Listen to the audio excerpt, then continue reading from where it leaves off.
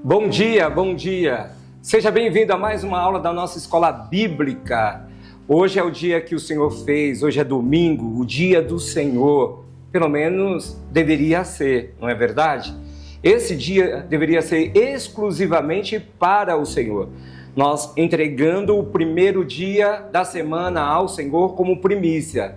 Mas, infelizmente, nós temos muitas dificuldades para entregar completamente um dia para o Senhor.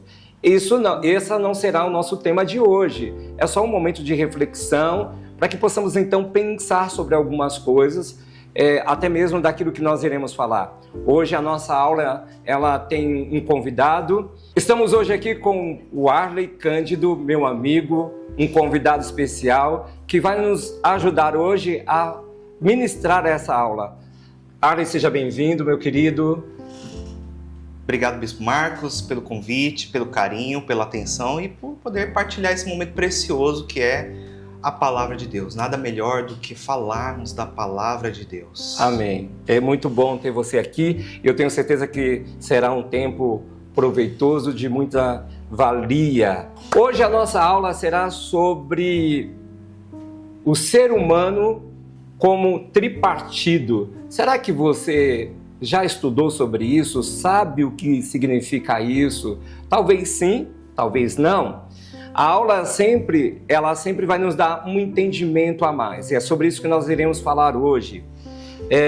O ser humano como tripartido, esse estudo, ele é importante para compreendermos melhor sobre como funciona, como é que Deus criou o homem, como é que nós funcionamos, como é que devemos viver aqui na Terra, como deve funcionar de fato o ser humano. E o material que nós preparamos para a aula de hoje diz o seguinte: o ser humano é tripartido, todo homem é espírito, alma e corpo. O corpo é diferente da alma e a alma é diferente do espírito.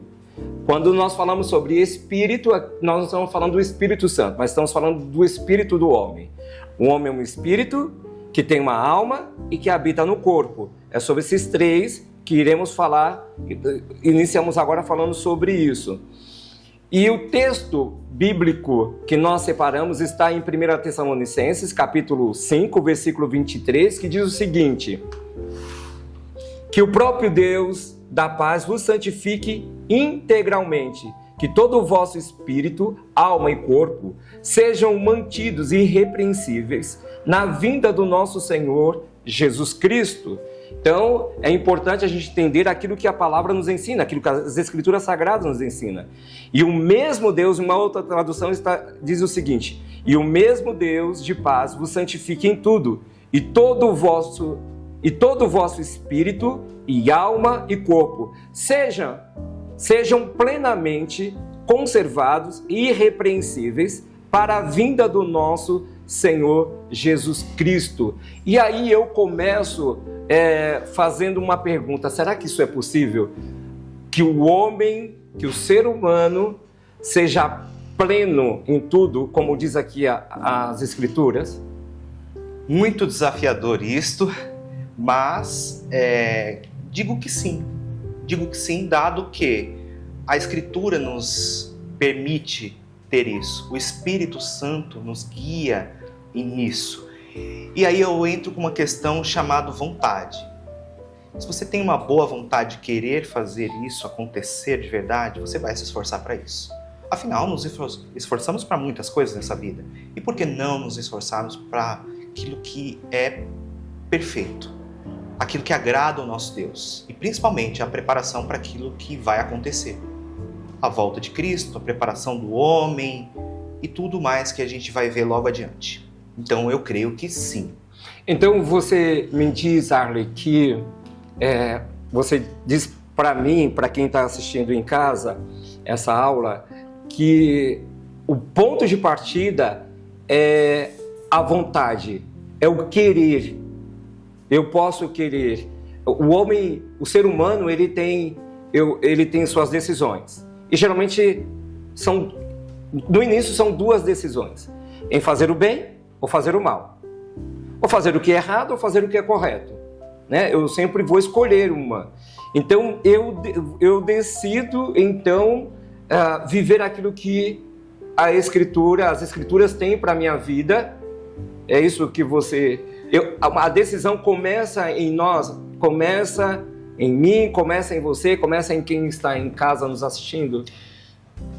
Sim, porque se você pensar que a vida humana é um esforço, então nós estamos nessa terra e tudo aqui é um esforço. É um esforço para você ter que fazer tudo. Afinal, você se esforça para estudar, você se esforça para trabalhar, você se esforça para ir para academia, para ficar bem, você se esforça para muitas coisas nessa vida. E por que não se esforçar para isso? E por que não querer essa mudança? Então, as pessoas elas têm um hábito de que quando elas perseguem um alvo, um objetivo, elas não medem esforços para isso. Proveito próprio. E aí você para e pensa, tá, mas o que eu estou pensando para minha vida na eternidade? O que eu estou pensando para mim, para que eu possa colher isso em vida e também para que eu, quando eu sair dessa terra, chegue bem do outro lado, chegue bem com Deus. O que eu posso fazer? Qual é o esforço? Então a gente demanda muito esforço para um lado e pouco esforço para o outro. Você percebe que geralmente as questões mais ligadas às questões espirituais, as pessoas costumam a dedicar ou pouco tempo ou pouco esforço. E eu acho que a virada de chave está exatamente aí para você que nos vê. Se você é uma pessoa que se esforça para muitas coisas nessa vida, pare e reflita. Em algum dado momento, você já fez esforço para alcançar algum objetivo, alcançar algum sonho, alcançar algum propósito, alcançar algum ideal.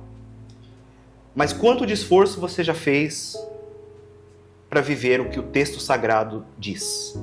Quanto de esforço você já fez para querer uma transformação? E detalhe, importante que muda tudo aqui.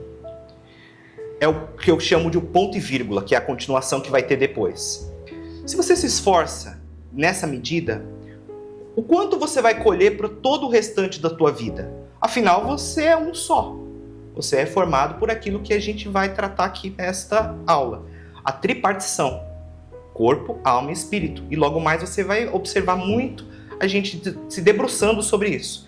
Então, eu parto da premissa de que se você se esforça para alcançar seus sonhos, seus objetivos, seus propósitos, então se esforce também para cumprir o texto sagrado e também para aplicá-lo na sua vida. É fácil? Não é. Mas é possível. Mas é plenamente possível. O texto ele começa assim, ó. E o mesmo Deus de paz vos santifique em tudo, certo? Que é isso que vai ser a nossa primeira aula hoje aqui. A gente precisa entender. Então, o início, a gente está abrindo uma porta aqui para a gente depois entender sobre alma, corpo e espírito, né? Há uma vontade de Deus querendo santificar em tudo. Já existe um projeto de Deus para isso, né? Já existe um liberar de Deus para que isso aconteça. E o mesmo Deus de paz vos santifique em tudo. Paulo falando por uma igreja, por um grupo de irmãos sobre isso, e isso também ficou para nós. Isso é para nós. Vos santifique em tudo. Tudo, para mim, é tudo. Não tem nem o que explicar, né? Eu penso, se a Bíblia diz que é tudo, é tudo. Não é. Alguém pode até falar assim, mas será que alguém pode até desconfiar? E eu estou falando desse alguém, mesmo estando dentro de uma igreja. Eu não falo de alguém que não está fora, que está fora de uma igreja, alguém que ainda não conhece a Jesus como nós conhecemos. Ele tem uma desconfiança daquilo que é uma fala de Deus até aceitável. Pegar uma pessoa que se diz cristã ou cristão, se diz evangélico, ou seja, o nome que ele queira dar para si, ou carregar, ser crente, eu acho meio complicado isso, porque a pessoa ela está ali dentro, ela frequenta um ambiente, de ensino constantemente, e mesmo assim, essa pessoa, ela tende a desconfiar daquilo que a palavra nos ensina. Então, se é tudo, é tudo. E até eu coloquei aqui o significado, porque tudo significa pleno, né? O material aqui diz o seguinte: o que significa a palavra pleno? Perfeito, E aí nós precisamos entender, desconstruir a ideia aqui de perfeição, de que não tem erros, não tenha falhas, não tenha pecado. Penso que as falhas, ok, o pecado, se a Bíblia me diz que se roubar é pecado, um exemplo, eu não vou cometer, porque eu sei que é, né? Agora são aqueles pecados que eu posso ser pego de um momento que, não sei, eu não me atentei e fui levado, né? Mas a perfeição aqui que a palavra nos ensina é ser justo. Eu penso sobre isso. Deus chama Abraão dizendo, né, quando ele para sair da casa do seu pai, da terra onde ele estava, para caminhar para o novo de Deus, é uma ordem que o Senhor dá para ele: seja perfeito, seja justo em tudo que você fizer. Eu acho que quando a gente começa a praticar a justiça, que a gente tem também uma ideia errada de justiça, né? Quando a gente pensa em justiça, a gente pensa logo em prender, ser condenado a uma cadeira elétrica, ou ser levado a uma pena de morte, seja lá qual for, né? Uma cadeira elétrica e tal, ser preso. A gente nunca pensa numa justiça de regeneração, de redenção, como que a gente vê ali na cruz de Cristo. Então, a palavra... o significado da palavra pleno significa perfeito, que se apresenta finalizado, completo, completamente preenchido, cheio, que está repleto de algo. Como é que Marcos, eu entendo sobre isso, ser perfeito dentro daquilo que a palavra nos ensina? Nós estamos aqui gravando uma aula, trazendo um conteúdo para aqueles que estão nos assistindo. E naquilo que nós estamos fazendo aqui agora, nós estamos sendo perfeitos. Nós estamos trabalhando com uma perfeição dentro da vontade de Deus. A vontade de Deus é que estivesse, no dia de hoje, preparando essas aulas para as pessoas que vão nos assistir. E quando a gente finalizar as gravações, quando a gente finalizar todo o conteúdo, e a gente olhar e falar assim, ufa, deu certo, fizemos, nós fomos perfeitos. Não estamos falando porque teve erro, teve parada, teve momentos que vai haver corte na edição. Não é sobre isso. É sobre aquilo que nós fizemos. Então, se eu trabalhei naquele dia que eu tinha que trabalhar, se eu tinha que estudar naquele dia, se eu não procrastinei em alguma coisa, se eu fiz o que tinha que ser feito e no final do dia eu volto para casa, à noite eu volto para casa, aí eu tomo banho, janto e vou dormir, finalizei o meu dia com perfeição. Você entende isso? Né? Então, às vezes, algumas pessoas elas têm uma dificuldade em entender o que a palavra nos ensina, porque elas vão buscando algo que não é aquilo que está se falando, não busca entender. E é por isso da importância da aula de você estudar sobre isso e principalmente sobre um tema tão importante como esse que nós estamos tratando aqui nessa aula. Ok, então se a palavra nos diz que o nosso Deus nos santifica em tudo, você acha que, mesmo ele falando, isso pode não acontecer? Essa santificação em tudo não acontecer na minha vida? O que você pensa sobre isso? Infelizmente, sim, por causa do pecado, por causa dessa terra corrompida, por conta da queda. Se você pensar que Deus é perfeito, e nele não há pecado algum, não há falha, não há indícios nenhum traço, nenhuma linha, nenhum ponto de irregularidade, foi assim que ele nos fez. Então, quando a gente vai lá no Gênesis, vamos no texto. Então, você que está em casa, Gênesis capítulo 2. Acompanhe com a gente, Gênesis capítulo 2. E verso 8. Olha como foi que Deus nos fez em plena perfeição. O texto diz o seguinte: 2:8.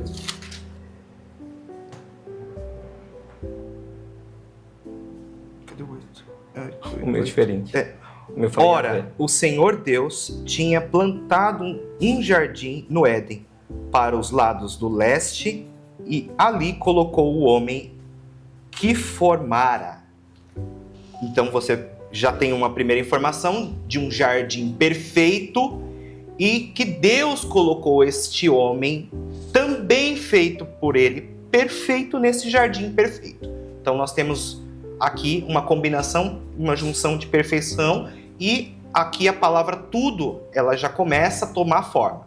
E aí o texto adiante diz o seguinte, no 9: Então o Senhor Deus fez nascer do solo todo tipo de árvores agradáveis aos olhos e boas para alimentação. E no meio do jardim estava a árvore da vida, do conhecimento do bem e do mal.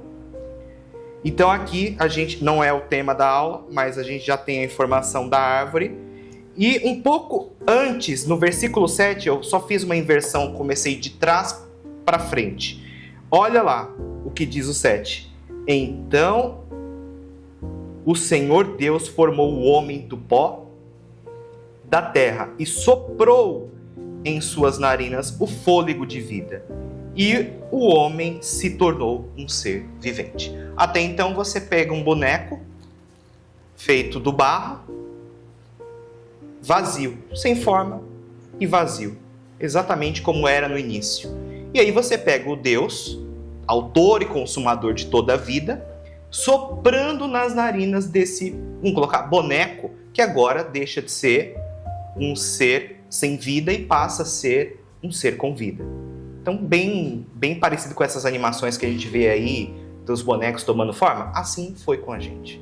Então, a gente tomou essa forma. E no sopro, falando sobre o sopro, o que veio do sopro? Quando Deus sopra sobre nós, nas narinas, o fôlego de vida dele vem. Então, de dentro de Deus, para dentro de nós, o que veio? A vida. E, junto com isso, o Espírito.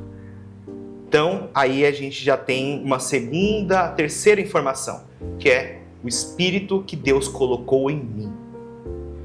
Então, se você pensar na palavra tudo, Deus é tudo e nos fez de forma complexa e completa. Porque o homem, ele é complexo e completo. Se você pegar o universo, a criação do universo, átomos, tudo mais, carbono, tudo mais que existe, nada é simples. E Deus não nos fez simples. Deus nos fez uns seres individuais completos. E tudo que ele tinha dentro dele, ele soprou para dentro de nós, que é fôlego de vida. A autoria da vida de Deus veio para dentro de nós. O primeiro projeto de Deus nem precisava de santificação, porque ele já fez o homem santificado, né? Santificado, separado, exclusivo para ele, para um relacionamento. Algumas pessoas dizem assim, Deus fez o homem para adorá-lo. Eu digo, não, Deus não fez o homem para adorá-lo, Deus fez o homem para se relacionar com ele. Adoração Deus sempre teve no céu e não tem nem o que discutir sobre isso, mas foi façamos o homem, a nossa imagem, a nossa semelhança, tudo que ele tinha, sendo um Deus completo, dividiu isso e entregou para o seu ser, né? Para a sua criação humana. E o homem perde isso a partir do momento da queda, quando entra o pecado. E aí eu lembro que quando você...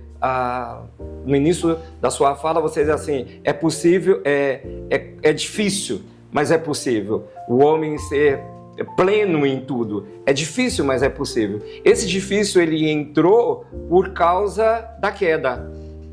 Porque antes da queda, estava tudo lá. Estava tudo estabelecido. Quer dizer, se o primeiro homem, a primeira mulher não tivesse caído, se eles não tivessem caído, as coisas funcionariam de forma tranquila com relação a isso.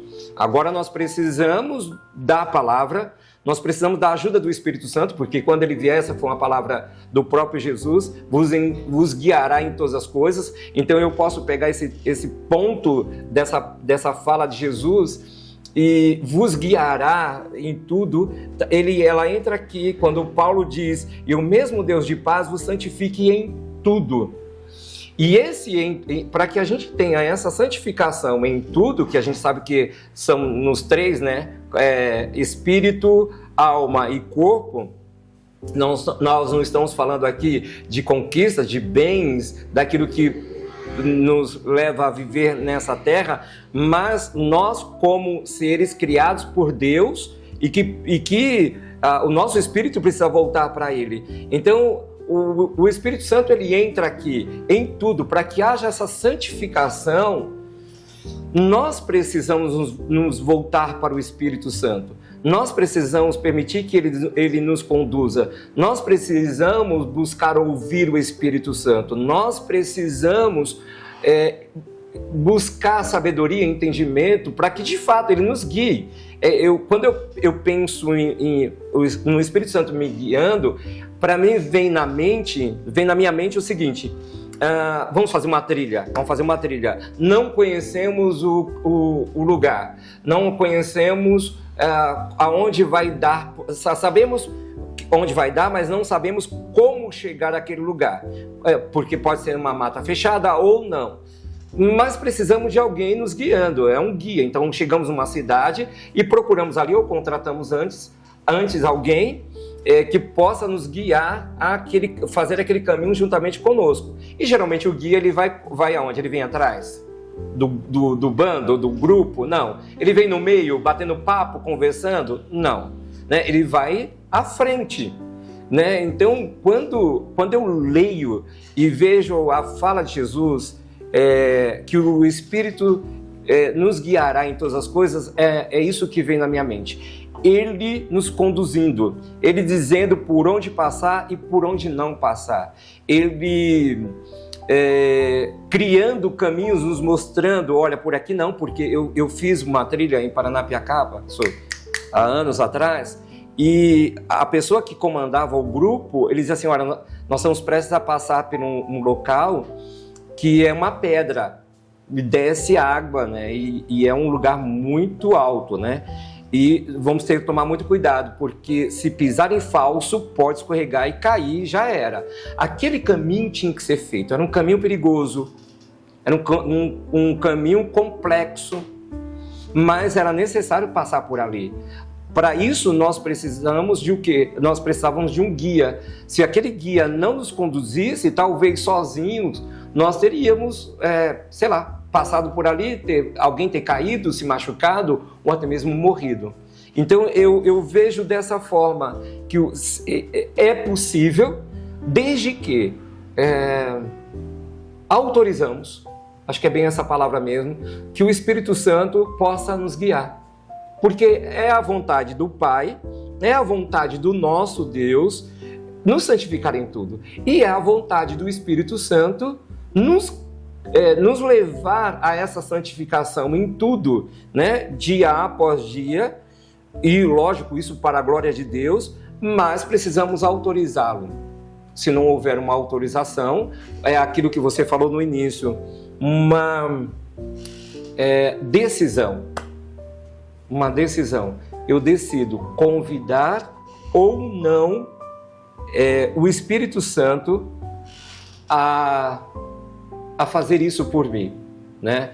Tem um outro ponto do texto bíblico que diz assim: irrepreensível, né? Que sejamos irrepreensíveis em tudo. A palavra do Senhor também nos ensina, no texto que nós lemos, diz que nós temos que ser irrepreensíveis. E o que significa isso? Então eu busquei o significado que diz: não merecedor de repreensão, que não merece repreensão ou censura, que não apresenta falhas ou outras razões para ser criticado ou repreendido. Olha que projeto magnífico que precisamos nos tornar aqui na Terra durante a nossa caminhada. Chegar a esse nível de repreensão. Sabe, eu lembro quando o autor dos Hebreus fala sobre os heróis da fé, homens e mulheres que essa terra não era digna, eles não eram dignos dessa terra, sabe assim, quando eram homens falhos, porque a gente vê ali a lista. Homens, naturalmente, como natureza humana, falhas, mas que tinha uma entrega para esse Deus e entender o projeto de Deus ao ponto que as Escrituras dizem assim, eles não eram para essa terra. Eles não eram, essa terra não era merecedora deles. Essa terra não era merecedora deles, desses homens aqui na terra. E a gente encontra falhas em Noé, a gente encontra falhas em Moisés, a gente encontra falhas em Abraão, em Moisés, a gente encontra em Josué, a gente encontra falhas em todos eles. Porém, a Bíblia diz que esse mundo não merecia esses homens. Não merecia esses homens. Eu acredito que esse agir era no interior desses homens. Esse agir, por mais que houvesse falha neles, mas não justificando aqui o pecado, porque algumas pessoas pegam alguns textos bíblicos para justificarem o seu pecado, mas buscando, sempre desejando a Deus. É certo que nós estamos chegando já no final da nossa aula, mas tem um texto que eu gostaria de ler juntamente com você, que está em Gálatas capítulo 5, versículo 25, diz assim: se vivemos pelo Espírito, andemos também pelo Espírito. Esse é o segredo. Lembra do que eu falei? O Espírito Santo ser o nosso guia, permitir que Ele conduza as nossas vidas. Se vivemos pelo Espírito, devemos andar também pelo Espírito. Chegamos ao final de mais uma aula, dessa primeira aula na realidade, sobre esse assunto, o homem tripartido. Nós temos mais 3 aulas pela frente e o Arley vai estar conosco durante esse tempo, dividindo o conhecimento, compartilhando algumas coisas também aqui conosco e com vocês que estão em casa.